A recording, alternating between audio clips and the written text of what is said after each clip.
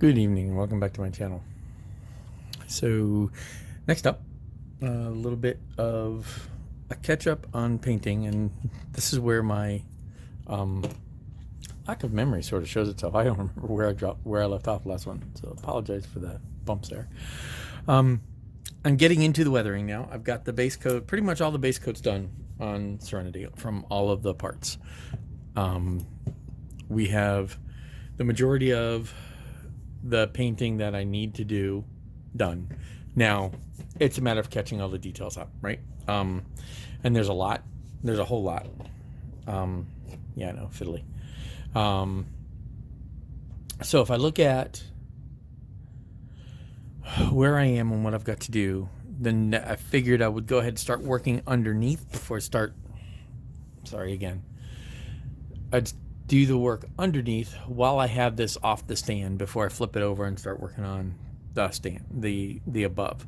This also allows me to play a bit with techniques with a little more forgiveness, right? So if I go overboard or I hit a spot that doesn't quite work out the way I want it to, I can kind of fiddle with it, and it's not the spot that you see. Typically the way this is, with it being, if you do the top with the side that everybody sees the most, then your mistakes are harder to hide, etc. So I've been working on the underneath, and I'm working on doing the weathering. Now these are rough and raw right now. They're just spots that I'm going to be following up with little details. Now this is what I am doing here is I am detail painting. I'm not washing it. I'm not letting a lot of the gamer painting tricks take place, and I'm not doing the oils yet. I will be doing oil filters and things like that, but there are marks and scuffs and strong changes in color that I do want to do, and that's something I'm in the process of doing now. Now there was one picture early that I'd mentioned when I was talking about the front of the thing, about how there's a whole bunch of, it almost looks like bird droppings down the front of Serenity, and I questioned whether I was going to do it, and I am. So how I'm doing all this, there was, people have asked me in the past, how, you never show how I do things. Now I've done rusting tutorials before, they're out there on the channel. But all I'm doing with this, and I'm going to try and do this on camera, which is difficult, is I'm just doing stripes. I'm doing that and then wiping it off, and that's way more than I wanted, which means there's a whole lot more on there than I want. So there we go. That's what I wanted. I just want little bits in. I'm just going to kind of work with this and go around, and it's going to give me some lighter colors there, and that's what I'm looking for. I really don't want what I just did there, which is a big stripe, but I'm looking for little faint marks there. Now the other thing I do have on my palette, I do have some of that periscopes, which I use for the blue. Can't remember if I did one. I did do the blue stripes. I did mask it, and I'm using for the blue. Where is it? Over here. Here we go. Pantheresis Vallejo periscopes. This is really great. I saw this guy from Beast of War, Roman, was using it, and it's this really great blue that's very neutral, and you can do a lot of things with it, and you can shade it well and easily. So now all I will be doing is going around spots and putting these marks at different places. And I don't like that that's a pair there. And then just doing that, right? Just doing little marks. The other thing I will do is I will chip it. And I'm not using I know there is the method for using a sponge, the sponge chipping. I'm not going to do that because I don't want that much. Just using Vallejo Game Color Silver, and this is only for these spots here, like right here, and I'm only looking for that. If I used a sponge, I'd get a lot more than I want, and in this instance, less is more. We're dealing in 1/220th scale, so this literally is, these are huge, right? Every mark I'm making here is, this big, the size of or bigger than a fist. So I don't want a lot. I don't want to get these huge, giant marks. I want just a little bit, which is why I'm doing it this way. That's why I'm going through and doing with this small brush and marking it up, this way with the paintbrush.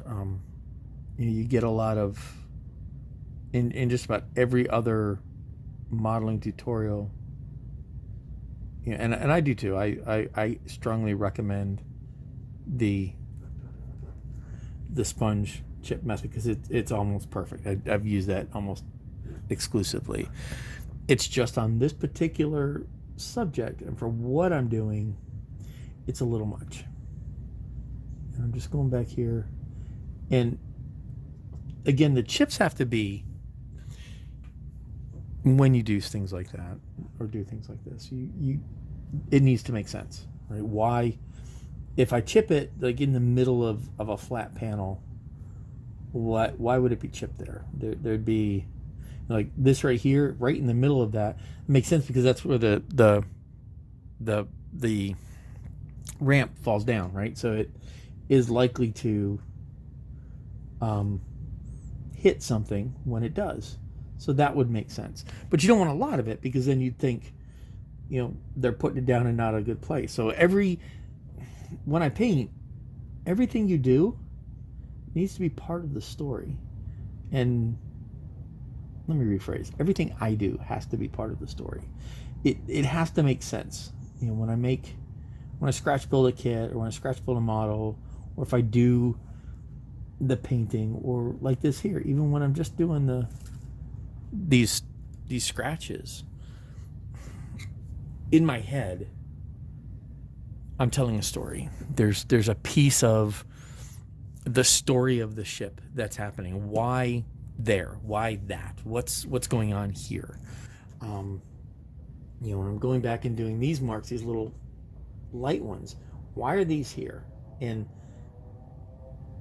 I'm not a fan of these, honestly. And I mentioned that before when in the one video when I showed them about what they're there. I'm really not a big. I think they kind of overweathered the set. It had, like I said, honestly, it had a bird dropping look to it, which is really not what I wanted.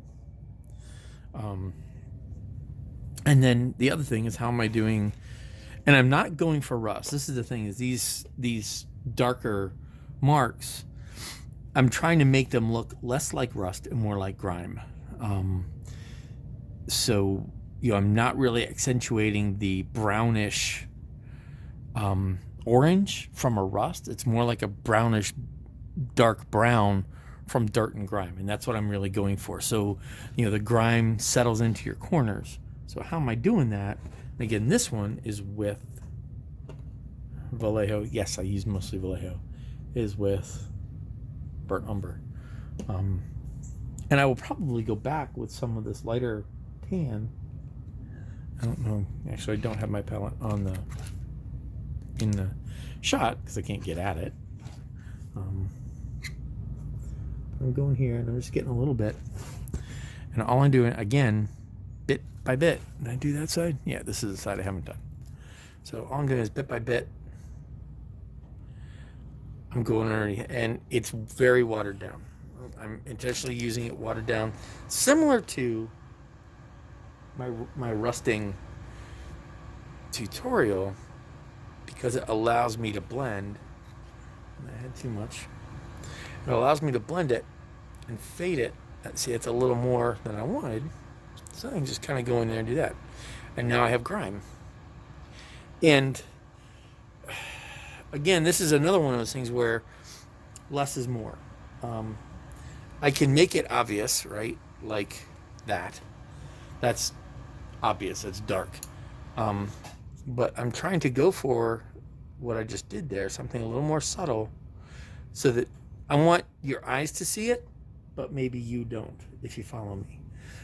There's a lot of things that we can do that we won't consciously recognize, but our eyes will see anyway. And that's kind of what I'm going for here, is finding that spot where, yes, I'm doing the accent, which we kind of have to overdo in a model, right? You hear that in some of those, especially a lot of the really, really good military modelers, right? So for armor and so forth, the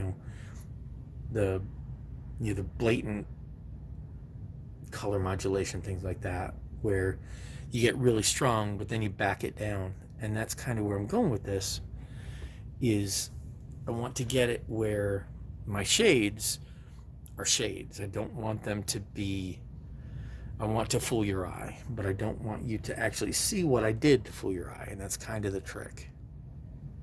And once again, I got too much there, but that's, what I've got. That's where I'm doing. That's what I'm doing.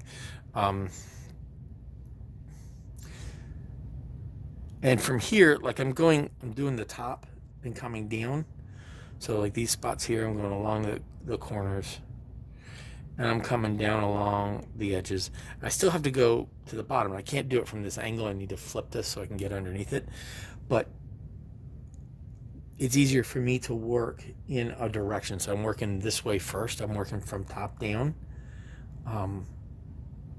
Because I'm using my mind's eye to catch where's the dirt, where's the grime, where's this stuff catching. I'm also intentionally doing a little bit of this is not filtering, but it's filtering. It's almost filtering. It's hard to filter with acrylics, and I will go back and I will do actual filtering with my oils later. And there are a bajillion tutorials on filtering, especially from the armor modelers, because it's kind of one of their things, a big thing, armor and aircraft and a lot of those. So I'm not going to go into all of that, because there are many people who are far better at it than I am. But this is really just what I'm doing. And again, a little bit of chipping, and chipping at what makes sense, right? So the corner, right? The corner bottom, it makes sense. If something's going to get bumped, that's where you'd bump it. And we're just looking to break up just the, what's there. And then also, like panels here, you won't see it consciously, but your eye will catch the difference.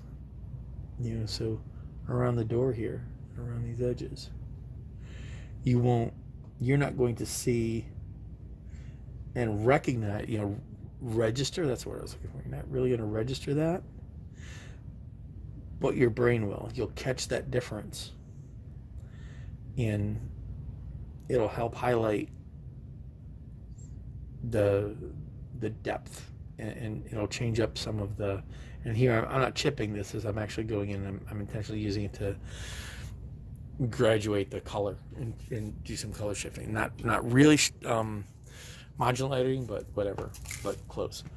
The other thing I do need to do with this is I now need to paint these windows. I've done the windows up. I need to go back and do those. I need to, sort of base shaded the top here, but I'm going to work the bottom.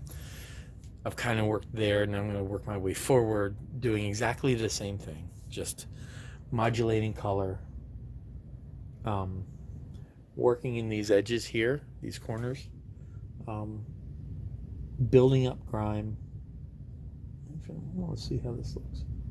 Give it a little bit of a grime build up at these corners, at these edges.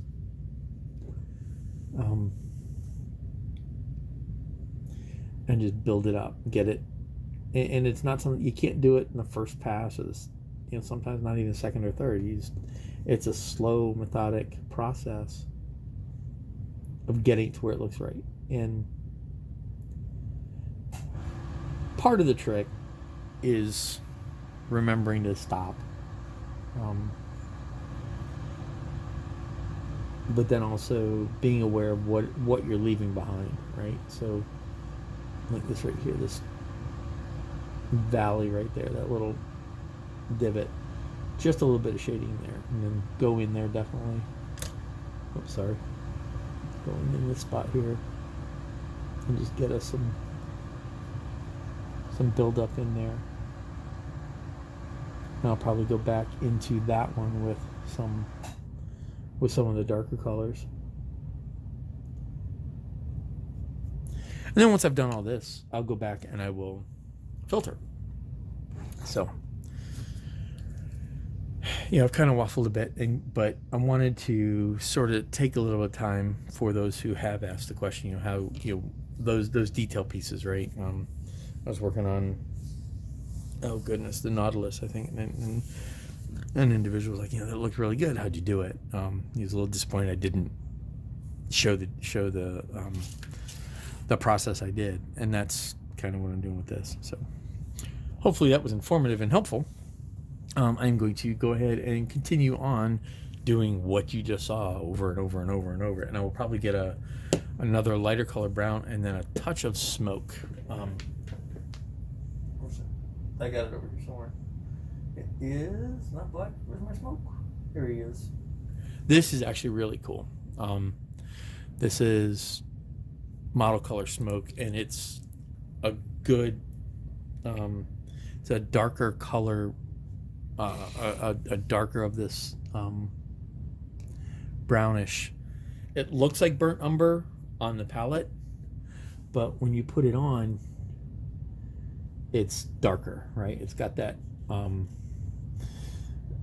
sooty, sort of a sooty brown, sort of residue look, and it's good for just sort of accentuating some of these grimy spots. So like right here, right, this spot right here, I kind of overdid it, so I will go back and maybe cover some of that up. Actually, not maybe, I will. Which actually brings a point. So what I just did there. So I did that with these blue under engine stripes. So you can see the gradient of the blue. I actually did those when they were wet, and I intentionally went with darker and lighter faded spots, because if you look at it underneath and you see the few shots, the very few shots we actually see those, they're very worn. They're very worn out, and remember the engine, when this lands, the engine folds down, so you're actually touching this spot to the ground. So these areas would be faded, and this is, the kind of thing that we'll go back and, by going back and doing this, we sort of give that. But anyway, so yeah, I said 5 minutes ago I was going to stop. So I have all of the bottom of this to do. I have all of the top of this to do. This is pretty well done. I'm pretty close to finished and content with the tail. So this is ready to go on. I do have the petals that need to be put on, but these will go on after that's put on. And then I have this. This is still brand spanking new. The only thing I've done is shaded that and given a little bit of a shading between those. But I've got the color, that those spots of red in there. So yeah, I'm now going to move on and finish this part. Yeah, I will be back next time with some more, and hopefully we'll be starting to look at putting this on the stand. So hope this is helpful. Thank you very much. Happy modeling.